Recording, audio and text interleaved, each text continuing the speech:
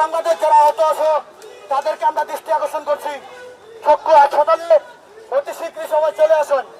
আমরা আমাদের জুলাই আন্দোলনে যে সকল ভাইরা আহত হয়েছে, শহীদ হয়েছে, আমরা আমাদের শহীদ পরিবারদেরকে আমাদের পাশে চাই।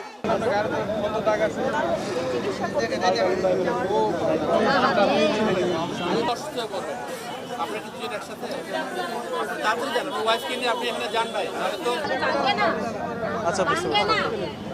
না, এখানে যেহেতু আমাকে মারছে, তাহলে অবশ্যই হাসপাতালের কেউ না কেউ আমাকে মারছে। এখানে তো বাইরের লোক যে আমাকে কোনো রুগী যে আমাকে মারবে না। এখানে মেডিকেলের লোকে ছিল, আমার যতটুকু ধারণা ছাত্ররাও ছিল, এখনও তারা অনেকে দিয়ে লাঠি নুড়িটা ঘটতে আছে। ডান্ডা বাহিনী ছাড়া কাম হলো না।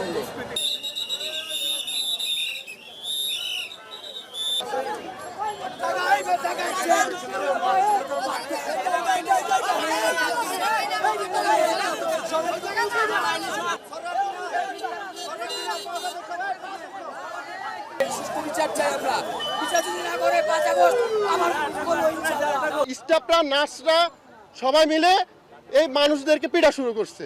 এই অফিসগুলো থেকে স্বৈরাচারের দোসর, দুর্নীতিবাজ কর্মকর্তা, এদেরকে এই অফিস থেকে বের করার ব্যবস্থা করেন।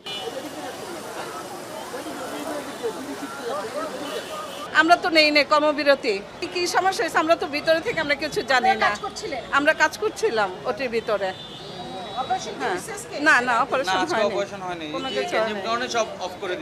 আমরা একটা রুমে অবরুদ্ধ অবস্থায় ছিলাম, তো এখন যেহেতু ল এনফোর্সমেন্ট এজেন্সিরা আসছে, আমরা ওনাদের সহায়তায় আমরা একটু বের হতে পারছি। আমি ডাক্তার মেহবুব কাদির, আমি অকুলোপ্লাস্টিক সার্জন। আজকে আপনার অপারেশন ডেট ছিল? জি, অপারেশন ডেট ছিল, কিন্তু আমি অপারেশনটা হলো না কেন?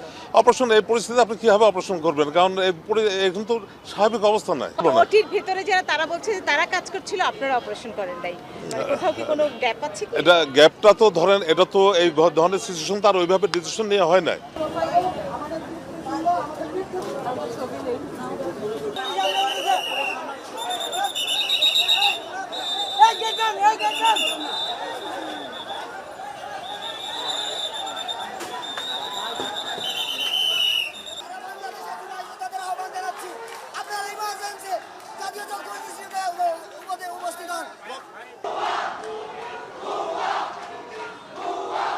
এখন বিষয় হচ্ছে আহতরা 10 মাস ধরে এখানে পড়ে আছে।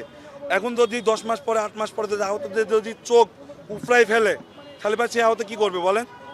এখনো চিকিৎসা, সুচিকিৎসা কি জিনিস সেটা আমরা এখনো চোখে দেখলাম না।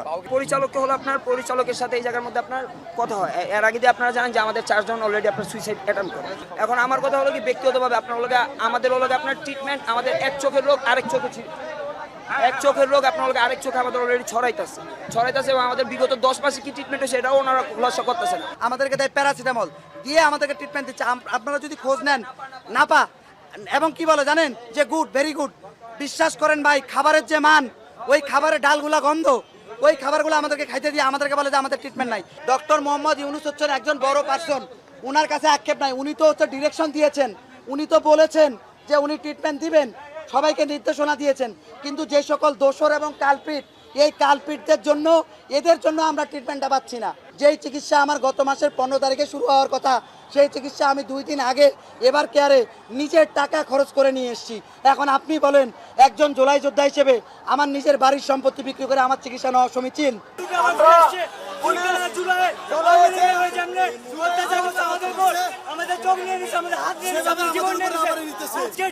তাদের সেই সেম রূপ আমরা দেখতে পাচ্ছি জুলাই এবং আগস্টে।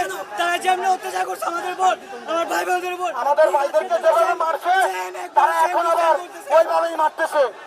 আমরা এই পুলিশের বিচার চাই। তারা